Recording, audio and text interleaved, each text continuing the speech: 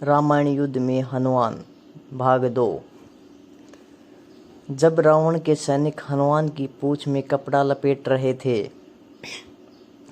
तब हनुमान ने अपनी पूंछ को खूब लंबा कर लिया और सैनिकों को कुछ समय तक परेशान करने के पश्चात पूंछ में आग लगाने का अवसर दे दिया।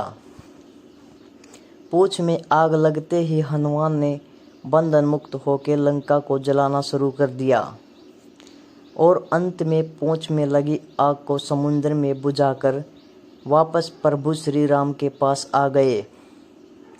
लंका युद्ध में जब लक्ष्मण मूर्छित हो गए थे, तब हनुमान जी को ही द्रोणागिरी पर्वत पर से संजीवनी बूटी लाने भेजा गया, मगर वो बूटी को भली भांति पहचान नहीं पाए और पुनः अपने पराक्रम का परिचय देते हुए वो पूरा द्रोणागिरी पर्वत ही रणभूमि में उठा लाए और परिणाम स्वरूप लक्ष्मण के प्राण की रक्षा की। भावुक होकर श्री राम ने हनुमान को हृदय से लगा लिया और बोले कि हनुमान, तुम मुझे भ्राता भरत की भांति ही प्रिय हो। हनुमान का पंचमुखी अवतार भी रामायण युद्ध की ही एक घटना है। यही रावण, जो कि काले जादू का ज्ञाता था, उसने राम और लक्ष्मण का सोते समय हरण कर लिया और उन्हें विमोहित करके पाताल लोक में ले गया। उनकी खोज में हनुमान भी पाताल लोक पहुंच गए। पाताल लोक के मुख्य द्वार एक युवा प्राणी मकरध्वज पहरा देता था, जिसका आधा शरीर मछली का और आधा शरीर वानर का था। मकरध्वज के जन्म की कथा भी बहुत रोचक है। यद्यपि हनुमान ब्रह्मचारी थे, मगर मकरध्वज उनका ही पुत्र था। लंका दहन के पश्चात जब हनुमान पूंछ में लगी आग को बुझाने समुद्र में गए, तो उनके पसीने की बूंद समुद्र में गिर गई। उस बूंद को एक मछली ने पी लिया और वो गर्भवती हो गई।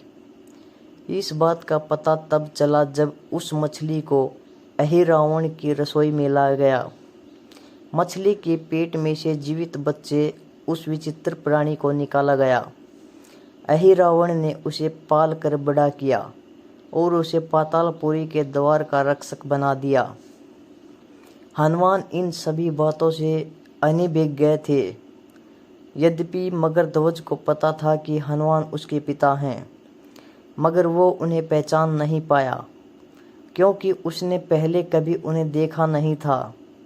जब हनुमान ने अपना परिचय दिया तो वो जान गया कि ये मेरे पिता हैं, मगर फिर भी उसने हनुमान के साथ युद्ध करने का निर्णय किया, क्योंकि पातालपुरी के द्वार की रक्षा करना उसका प्रथम कर्तव्य था। हनुमान ने बड़ी आसानी से उसे अपने अधीन कर लिया और पातालपुरी के मुख्य द्वार पर बांध दिया। पातालपुरी में प्रवेश करने के पश्चात हनुमान ने पता लगा लिया कि अहिरावण का वध करने के लिए उन्हें 5 दीपकों को एक साथ बुझाना पड़ेगा। अतः उन्होंने पंचमुखी अवतार श्री वराह, श्री नरसिम्हा, श्री गरुड़, श्री हयग्रीव और शवम धारण किया और एक साथ में 5 दीपकों को बुझाकर अहिरावण का अंत किया। अहिरावण का वध होने के पश्चात हनुमान ने प्रभु श्री राम के आदेश अनुसार मकरध्वज को पातालपुरी का नरेश बना दिया। युद्ध समाप्त होने के साथ ही श्री राम का 14 वर्ष का वनवास भी समाप्त हो चला था। तभी श्री राम को स्मरण हुआ कि यदि वो वनवास समाप्त होने के साथ ही अयोध्या नहीं पहुँचे तो भरत अपने प्राण त्याग देंगे। साथ ही उनको इस बात का भी आभास हुआ कि उन्हें वहां वापस जाने में अंतिम दिन से थोड़ा विलंब हो जाएगा। इस बात को सोचकर श्री राम चिंतित थे, मगर हनुमान ने अयोध्या जाकर श्री राम के आने की जानकारी दी और भरत के प्राण बचाकर श्री राम को चिंता मुक्त किया। अयोध्या में राज्याभिषेक होने के बाद प्रभु श्री राम ने उन सभी को सम्मानित करने का निर्णय लिया। जिन्होंने लंका युद्ध में रावण को पराजित करने में उनकी सहायता की थी। उनकी सभा में एक भव्य समारोह का आयोजन किया गया, जिसमें पूरी वानर सेना को उपहार देकर सम्मानित किया गया। हनुमान को भी उपहार लेने के लिए बुलाया गया। हनुमान मंच पर गए, मगर उन्हें उपहार की कोई जिज्ञासा नहीं थी। हनुमान को ऊपर आता देखकर भावना से अभिप्लुत श्री राम ने उन्हें गले लगा लिया और कहा कि हनुमान ने अपनी निश्चल सेवा और पराक्रम से जो योगदान दिया है, उसके बदले में ऐसा कोई उपहार नहीं है जो उनको दिया जा सके। मगर अनुराग स्वरूप माता सीता ने अपना एक मोतियों का हार उन्हें भेंट किया। उपहार लेने के उपरांत हनुमान माला के एक एक मोती को तोड़कर देखने लगे।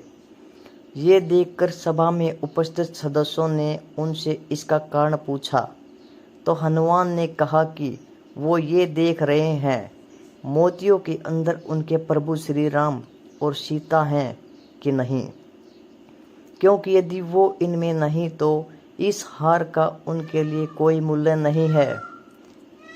ये सुनकर कुछ लोगों ने कहा कि हनुमान के मन में प्रभु श्री राम और माता सीता के लिए उतना प्रेम नहीं है जितना कि उन्हें लगता है।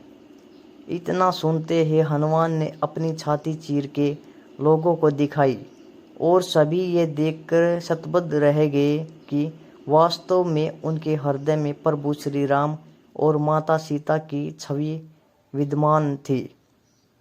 थैंक यू दोस्तों, कोई गलती हो तो माफ़ करना।